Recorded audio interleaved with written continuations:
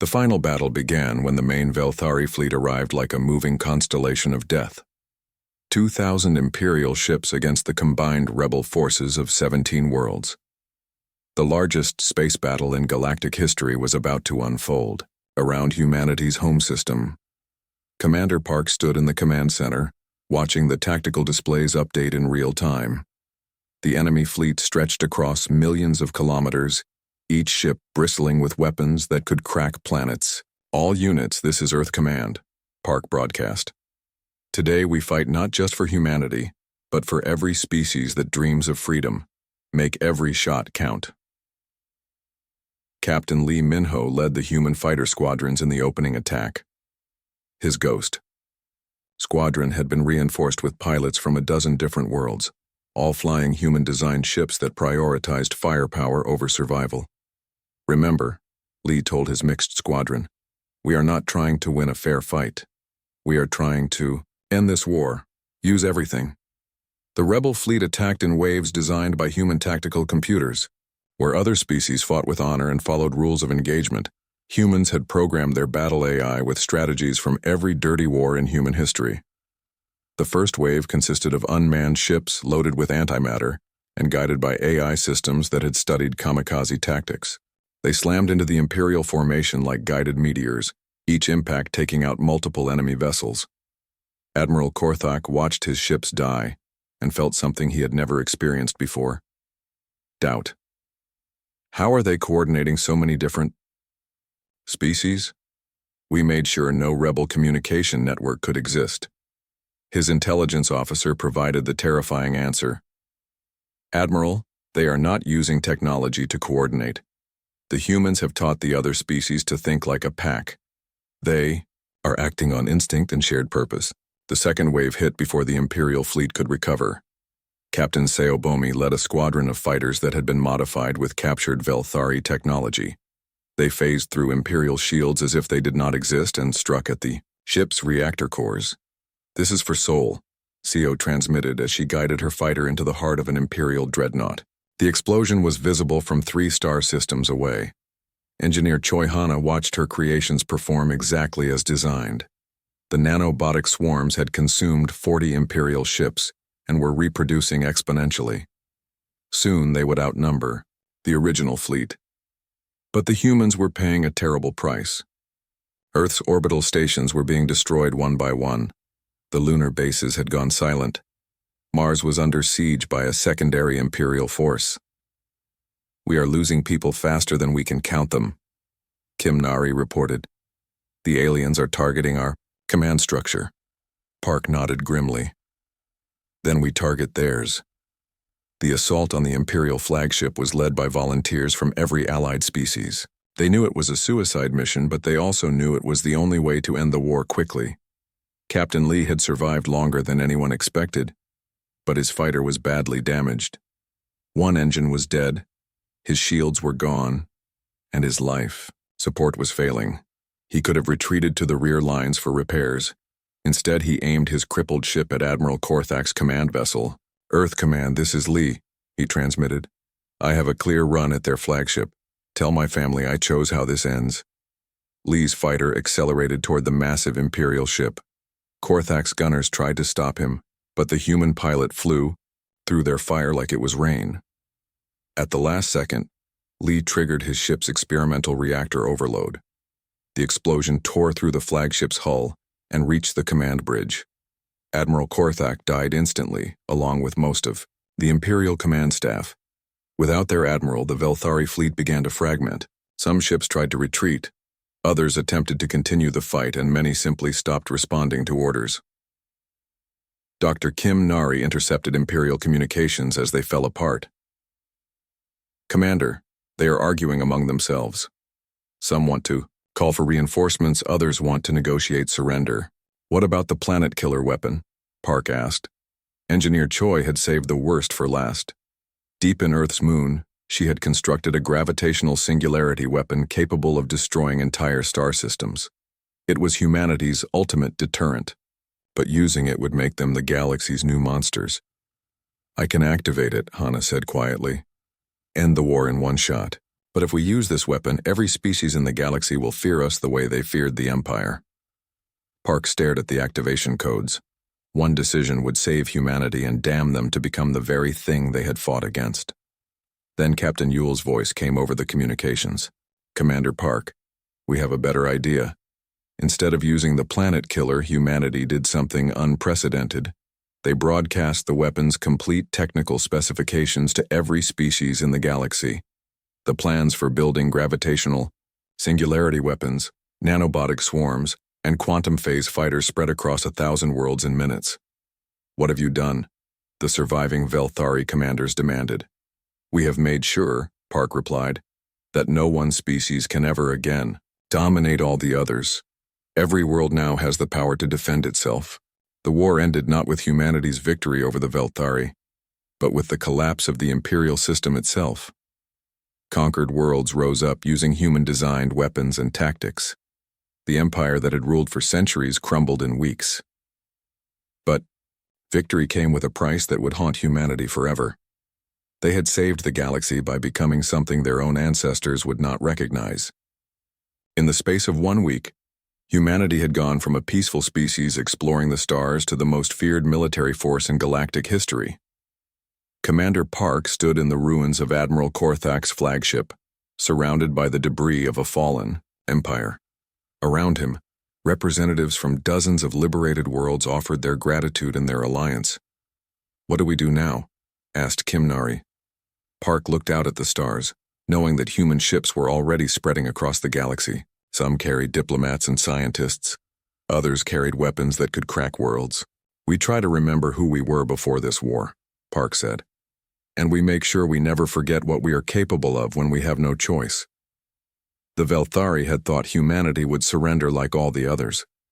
Instead, they had awakened something that would reshape the galaxy forever. Whether that transformation would lead to freedom or to a new kind of tyranny remained to be seen. But one thing was certain. The galaxy would never again underestimate the small blue planet where predators learned to reach for the stars. The message came on a frequency that should not have existed. Dr. Kimnari almost missed it while monitoring Velthari communications. It was weak, hidden, and encrypted with mathematics that looked almost human. Commander Park, she called. Someone else is trying to contact us. The signal resolved into words, but the accent was strange. Humans of Earth, this is Captain Yul Taewon of the Free Worlds Alliance. Do not trust your quantum channels. The Empire monitors everything. We have been waiting for someone like you. Park stared at the screen. Who is Captain Yul Taewon? Kim worked frantically to trace the signal. It is coming from the edge of the system. There is a ship there, but it is not Velthari design. The mysterious captain continued. For 80 years, conquered worlds have dreamed of freedom. We formed a secret alliance, but we needed a catalyst. A species strong enough to begin the rebellion. You are that species. More signals began appearing from different directions. Ships that had been hiding in the outer system revealed themselves. They came from a dozen different worlds, all former Velthari conquests, all waiting for this moment. The galaxy has been watching your fight, Captain Yule explained. The Empire believes their control is absolute, but information travels faster than their ships. Every world knows that humans have drawn Imperial blood. Commander Park activated the main display. The tactical situation had completely changed. What had seemed like an impossible fight against overwhelming odds was now a galaxy-wide revolution, with Earth at its center. What do you need from us? Park asked. Keep fighting, Yule replied. Every minute you resist gives us time to coordinate with other rebel cells. The Empire's attention is focused on you. They do not see the storm gathering behind them. On his flagship, Admiral Korthak was receiving very different news. Reports flooded in from across the Empire. Conquered worlds were experiencing technical difficulties and communication failures. What looked like random problems was actually coordinated sabotage. Admiral, his intelligence chief reported, we are detecting unusual ship movements in 17 sectors. Former subject species are mobilizing their hidden fleets. Hidden fleets? Korthak demanded. We disarmed all conquered worlds. Apparently not completely, sir. It seems several species have been building ships in secret for decades. The truth was even worse than Korthak imagined. The Velthari Empire ruled through fear and overwhelming force, but they had never bothered to understand the species they conquered. They assumed that submission meant acceptance. They were wrong. Captain Lee Minho received new intelligence about Velthari ship weaknesses from rebel sources. Species that had been conquered decades ago had spent their enslavement studying Imperial technology, looking for vulnerabilities. Their shields operate on a rotating frequency, transmitted a Rigelian engineer. If you hit them at exactly the right moment, you can overload their entire defensive grid. Their life support systems have a single point of failure, added a Centauri technician. Target these coordinates and you can kill an entire crew without damaging the ship. Human fighters began using this intelligence to devastating effect. Instead of brute force attacks, they struck with surgical precision at exactly the right moments. Velthari ships that had seemed invincible suddenly became vulnerable. Engineer Choi Hana received technical specifications for advanced alien technologies. Former Velthari slaves had been secretly copying Imperial designs for generations. Now they shared everything with humanity. Look at this, Hana showed Park. Faster than light communication, quantum computer arrays, energy shields that bend, space-time. They are giving us 70 years of stolen Imperial research. Why? Park asked. Because they know we will use it better than the Empire ever did, Hana said. We are not trying to control the galaxy. We are trying to free it. The rebellion spread faster than the Empire could respond. On Kepler 442b, the enslaved Andromedans seized their mining facilities and began producing weapons. In the Vega system, the conquered Helix species sabotaged Imperial supply lines. The Tau Ceti colonies declared independence and began broadcasting human battle footage to inspire other worlds. Admiral Korthak realized his empire was collapsing. How did this happen? We have ruled for centuries without serious resistance. His xenopsychologist provided the answer. Admiral, we made a fundamental error in our assessment of humans. Every species we have conquered evolved from prey animals that developed intelligence to avoid predators. They submit because submission is their survival instinct. And humans? Humans evolved from persistence hunters, pack predators. When they are threatened, they do not submit. They call the pack and hunt the threat to extinction. The implications hit Korthak like a physical blow. You mean we have awakened a warrior species? Worse, Admiral. We have awakened a warrior species and shown them that the galaxy is full of species waiting to be freed. We have given them a cause. Commander Park received a priority transmission from Captain Yule's ship. Commander, the main Imperial fleet is moving toward your position. Over 2,000 ships. This will be the largest space battle in galactic history. How many ships do we have? Park asked. Including rebel forces from 16 worlds, approximately 800 ships. We are still outnumbered, but we have advantages they do not expect. Park smiled grimly. What advantages? We know how to fight dirty, Yule replied, and humans have been teaching us new ways to be creative with violence. The stage was set for the final confrontation. Across the galaxy, the Velthari Empire was crumbling as world after world rose in rebellion. But the real test would come at Earth, where humanity would either prove they deserved freedom or die trying to claim it. Park looked around his command center. His people were tired, outnumbered, and facing impossible odds. But they were no longer alone. For the first time in galactic history, the conquered were fighting back. The Empire had awakened humanity, expecting to find another docile species. Instead, they had created the spark that would either light the way to galactic freedom or burn everything to ash. Either way, the galaxy would never be the same. Admiral Korthak made his decision at dawn on the second day. The humans had drawn blood, but they were still just insects compared to the might of the Velthari Empire. It was time to crush them completely. Begin planetary bombardment, he ordered. Target population centers. Show them the price of defiance. The attack came from orbit like falling stars. Velthari energy weapons reached down from space and touched major cities around the world. London burned, Tokyo became a crater, Moscow simply vanished in a flash of white light. In the Seoul bunker, Commander Park watched the death toll climb on his screens. 20 million dead in the first hour, 50 million in the second. The numbers kept rising as alien fire rained down on defenseless civilians. "Sir," Kim Nari said with tears in her eyes, "they are targeting schools and hospitals. They want to break our will to fight." Park's hands clenched into fists. The aliens had just made their second mistake. The first was underestimating humanity. The second was killing human children. "Open a channel to all units," Park said. His voice was deadly calm. "This is Commander Park. Authorization code Omega Black. All weapons restrictions are hereby lifted. Project Cerberus is authorized. Gentlemen, ladies, take the gloves off." Around the solar system, the real war began.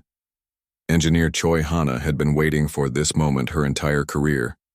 Project Cerberus had been too dangerous to test, too terrible to use except in humanity's darkest hour. Now that hour had come. "Release the nanobots," she ordered. From hidden launchers throughout the system, clouds of microscopic machines streaked toward the alien fleet. Each nanobot was smaller than a virus, but carried the complete genetic code for reproduction, and one simple instruction: consume enemy technology and make more nanobots. The first Velthari ship to encounter them was a supply vessel on the edge of the formation. The nanobots landed on its hull like invisible snow and immediately began their work. Within minutes, the ship's armor started dissolving as millions of tiny machines ate their way through the metal. "Admiral," came the panicked report, "the Resolute is coming apart. Some kind of molecular weapon is consuming the hull." Korthak watched in horror as the supply ship collapsed in on itself. The nanobots had eaten through every system, turning a proud Imperial vessel into a cloud of reorganized matter. "Quarantine that sector," he ordered. "Do not let whatever that was spread to other ships." But it was too late. The nanobots were already jumping from ship to ship, carried by debris and electromagnetic fields. Each infected vessel became a factory for producing more nanobots. Captain Lee Minho led the second wave of human attacks. His pilots had been replaced by volunteers who knew they were flying suicide missions. But these were not ordinary fighters. "Ghost Squadron, this is Lee. Cloaking, systems active. Begin the hunt." The human ships vanished from Velthari sensors. Stealth technology that had been purely theoretical a week ago now hid entire squadrons from alien detection. The humans had learned from their first battle and adapted their tactics. Lee's fighter appeared directly behind a Velthari destroyer. At point-blank range, he fired every weapon he had. The alien ship's shields collapsed under the concentrated firepower, and its hull ruptured like a broken egg. "Confirmed kill," Lee reported, moving to next target. But this attack was different from the first battle. The human pilots were no longer trying to survive. They were trying to inflict maximum damage before they died. When their weapons ran out, they rammed their ships into alien vessels. When their ships were disabled, they set off their reactors as bombs. The Velthari had studied human psychology, but they had never encountered humans in a state of pure rage. The bombardment of Earth had triggered something primal in the human species. Every pilot, every soldier, every scientist was now focused on a single goal: make the aliens pay for every human life they had taken. Dr. Kim Nari discovered something terrifying in the alien communication logs. "Commander, you need to hear this. They are sending status reports back to their empire." The reports described human resistance in terms the Velthari had never used before. Words like savage, relentless, and unreasonable appeared again and again. Most disturbing was the final line of each report: recommend immediate species reclassification. "Reclassification to what?" Park asked. Kim's face was pale. "From agricultural prey species to apex predator. They want to change humanity's official classification in their imperial database." The battle raged for 3 days. The Velthari lost more ships in those 72 hours than they had in the previous 50 years of conquest. But the real shock was not the losses. It was how the humans fought. Other species had resisted with honor and dignity before being overwhelmed. Humans fought with a creativity that bordered on madness. They turned cargo ships into guided missiles.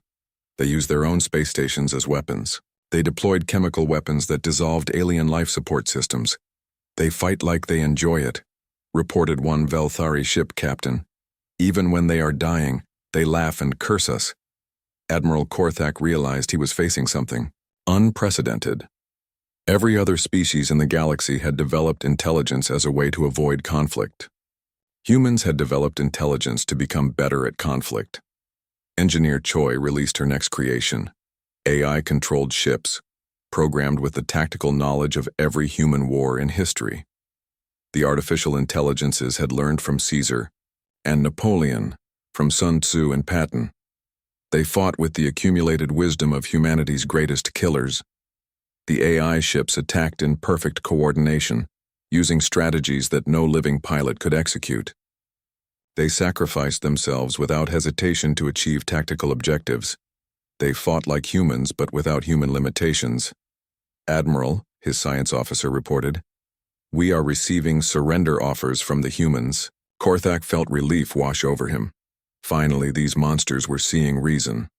"What are their terms?" he asked. "They want us to surrender to them, Admiral. They say they will allow us to leave the system if we abandon our ships and weapons." Therian, relief turned to shock. The humans were winning. After losing billions of their own people, after seeing their cities burned, they were actually winning. "Impossible," Korthak whispered. "We are the Velthari Empire. We have conquered the galaxy." "Not all of it," came Commander Park's voice over the communication system. "You missed one small blue planet, and now that planet is coming for you." On Earth, the survivors emerged from their bunkers to see alien ships falling from the sky like burning rain. The monster was awake and it was hungry. Admiral Korthak of the Velthari Empire stared at the blue world spinning below his flagship.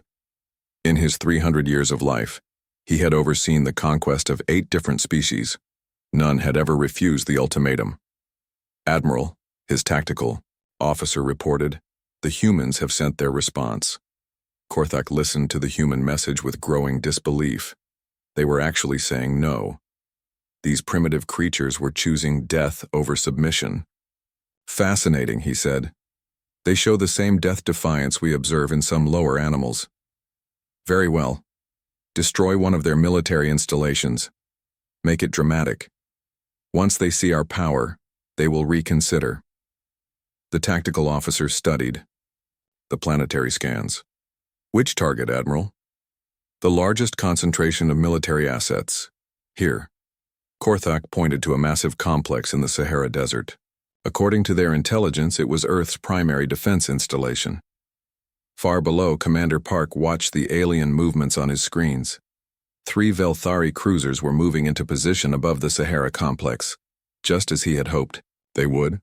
"Hana," he called to Engineer Choi, "are you ready?" "The Sahara trap has been armed for 6 hours," she replied. "When they fire on the complex, they will trigger the gravitational pulse weapon." "What about the people in the complex?" asked Kim Nari. "There are no people in the complex," Park said, quietly. "There never were. It is the largest decoy in human history. The Sahara Defense Complex was nothing but empty buildings and fake equipment. Humanity had built it over 20 years, knowing that someday aliens might come looking for targets. The real defense installations were hidden in places no logical species would put them. Captain Lee Minho waited in the asteroid belt with his squadron. Their ships were painted black and ran on minimal power. To alien sensors, they looked like floating rocks. "Phoenix Squadron, this is Lee. Remember the plan. We hit fast and get out. Do not try to be heroes, just hurt them and run." His wingman Siobomi checked her weapons one more time.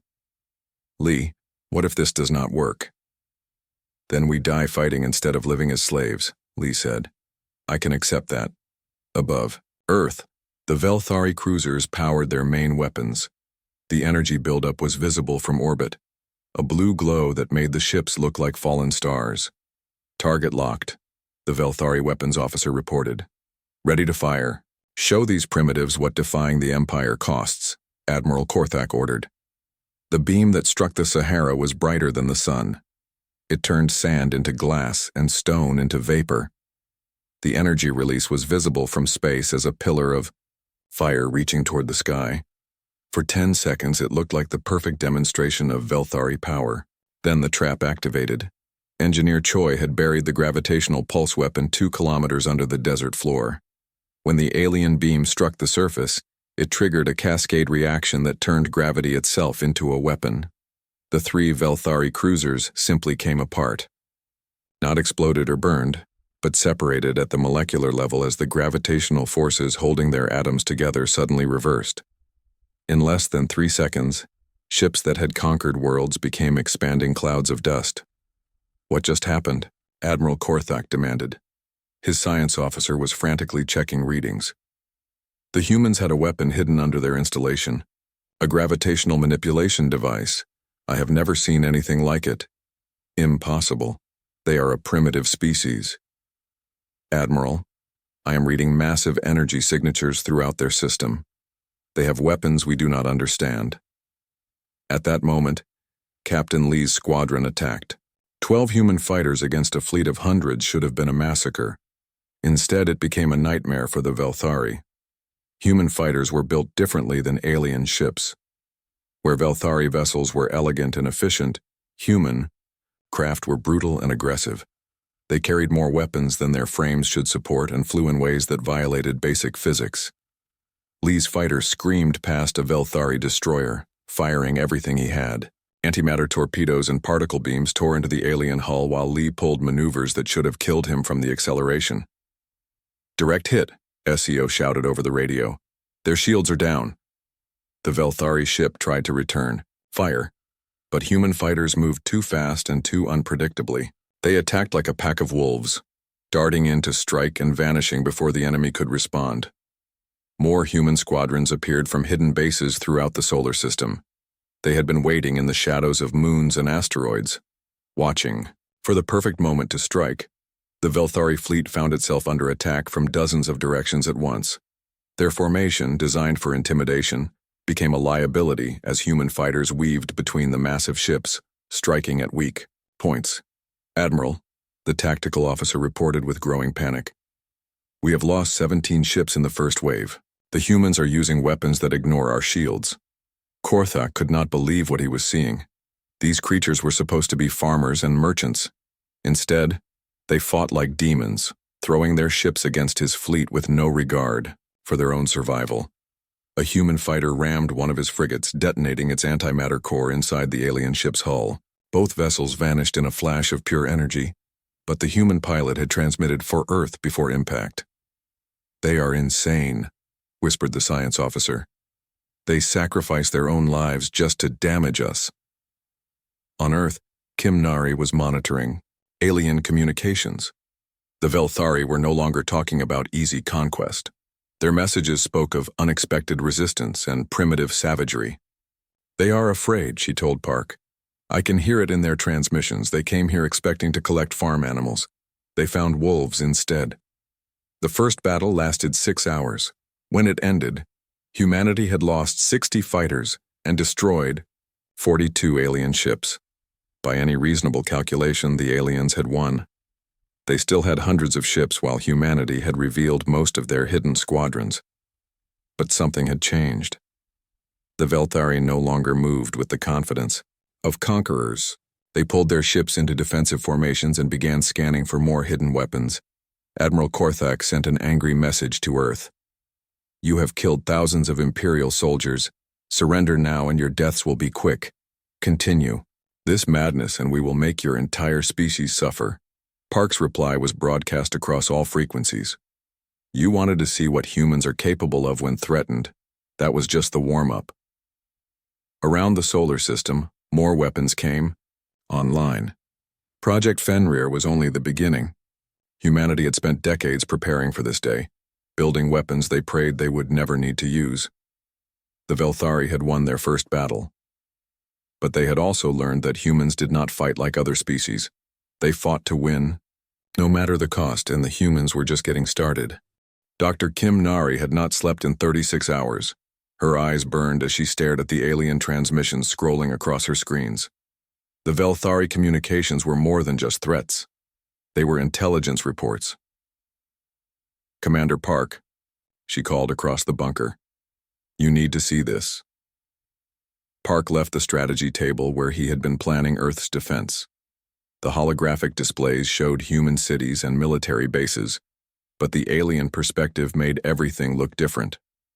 Smaller, weaker. "They have been watching us for decades," Kim said, pointing at the translated files. "Look at this assessment report." The document was clinical and cold. It described humans as bipedal agricultural mammals with limited technological development and standard prey species behavioral patterns. The report noted human cooperation in times of peace and concluded that resistance would collapse after minimal losses. "They think we are farmers," Park said quietly. "It gets worse," Kim continued. "They have detailed psychological profiles. They think our military is for show. They believe humans avoid real violence whenever possible." Park almost laughed. The aliens had watched human news broadcasts and seen peace treaties. They had observed trade agreements and diplomatic summits. They completely missed the other side of human nature. "They studied our movies about friendship and cooperation," Kim said. "They never watched our war films." In the depths of the military complex, engineer Choi Hana was bringing Project Fenrir online. The program had been hidden from politicians and peace activists for good reason. It represented humanity's darkest scientific achievements. Fenrir was started after the first radio signals from space. Hana explained to a group of senior officers. The scientists asked a simple question: what if the aliens who find us are not friendly? She led them through laboratories filled with devices that hummed with dangerous energy. "Every weapon here violates at least 3 international treaties. We built them anyway because sometimes rules matter less than survival." The first lab contained gravitational manipulation devices that could tear apart matter at the quantum level. The second held nanobotic swarms designed to consume enemy technology and reproduce exponentially. The third lab was sealed behind radiation warnings. "What is in there?" asked General Walsh, the American representative. "Antimatter warheads," Hana said casually. "Enough to crack a small moon. We call them planet crackers." "Those are illegal under every treaty we have signed," Walsh protested. "So is enslaving our entire species," Hana replied. "I stopped caring about treaties when they gave us 72 hours to become livestock." Meanwhile, Captain Lee Minho was leading the first reconnaissance mission into alien-controlled space. His squadron of 12 fighters was humanity's most advanced, but they looked like toys compared to the massive enemy ships. "Stay close and stay quiet," Lee ordered over the radio. "We are not here to fight. We are here to learn." The alien ships were beautiful in a terrible way. Their hulls seemed to bend light around them, creating aurora effects in the vacuum of space. But as Lee's instrument scanned their structure, he noticed something important. "These ships are designed for intimidation," he reported back to base. "The weapons are precise but limited. They are built to control, not to destroy completely." His wingman, Captain Seo Bomi, flew closer to one of the smaller vessels. "Look at this, Lee. The armor is thick, but the power systems are exposed. They never expected anyone to attack them." The reconnaissance revealed the Velthari's greatest weakness. They had never fought a real war. For 100 years they had conquered through fear and overwhelming displays of power. Their ships were magnificent, but had never been tested against determined resistance. Back on Earth, the surrender vote was scheduled for the next morning. Most world leaders had already decided to submit. They looked at the numbers and saw only death and resistance. Park gathered his core team in the deepest part of the command bunker. Around them, banks of computers processed the reconnaissance, data and prepared battle plans that most people would call insane. "The vote does not matter," Park told them.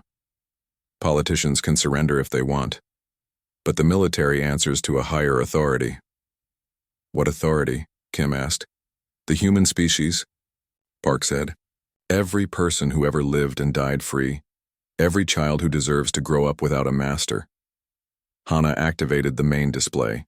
It showed Project Fenrir's complete arsenal. weapons that could boil oceans, devices that could collapse stars, technology that turned human curiosity and creativity into instruments of absolute destruction. Are we really going to use these?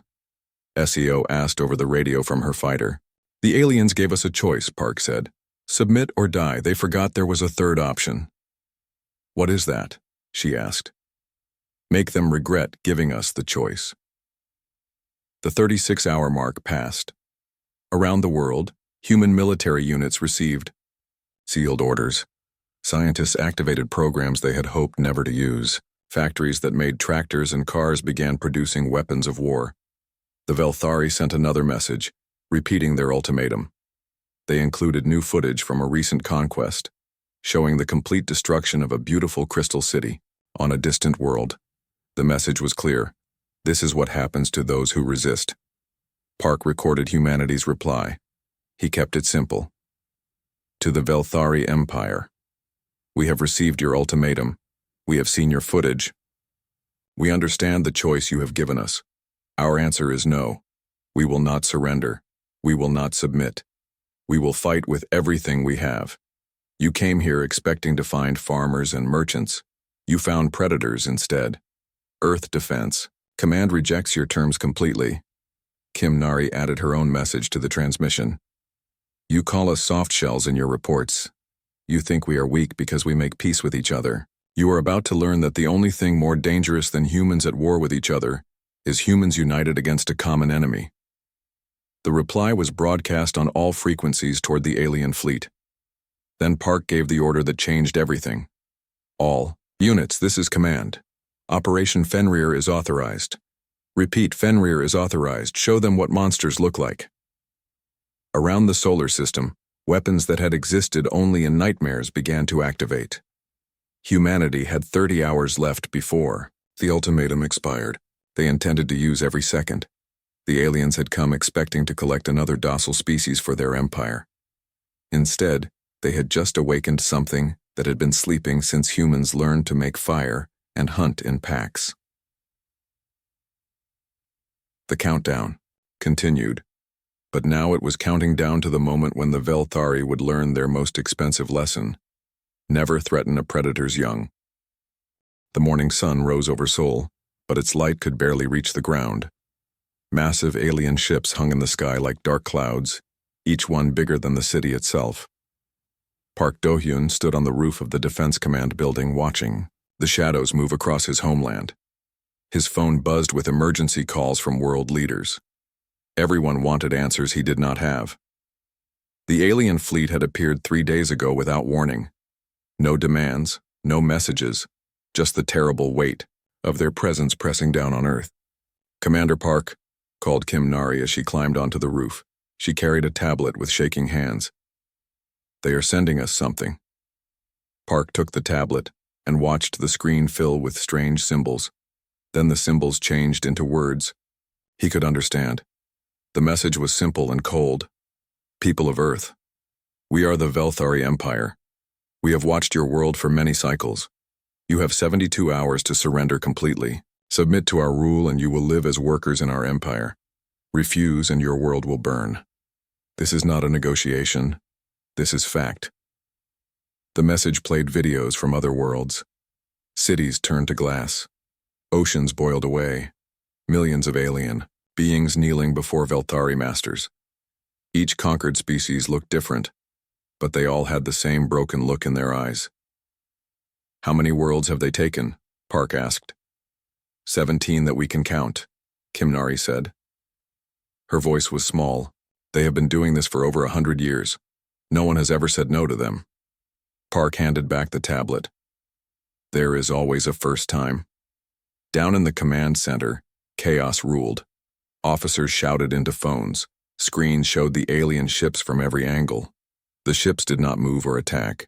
They just waited like patient hunters. Lee Min-ho burst through the doors. His pilot suit was still wet with sweat from his latest mission. Commander, I flew as close as they would let me. Those ships are huge, but they are not shooting at us. They want us to be afraid. Are you afraid? Park asked. Min-ho grinned. It was not a happy smile. I am terrified. but I am also angry. Choi Hana entered carrying a metal case. She looked tired but determined. Commander, I need to show you something. Project Fenrir is ready. Park knew about Fenrir only in whispers. It was the program that built weapons too dangerous to test. Weapons that politicians pretended did not exist. Show me. Hana opened the case. Inside were strange devices that hummed with barely contained energy. We have been preparing for this day for 20 years. We knew someone would come eventually. The question was whether we would be ready. On the main screen, news channels showed riots in major cities. Some people demanded immediate surrender. Others gathered in the streets with hunting rifles and kitchen knives, as if they could fight moon-sized spaceships with primitive weapons. They think we are weak, Kim Nari said, reading more alien transmissions.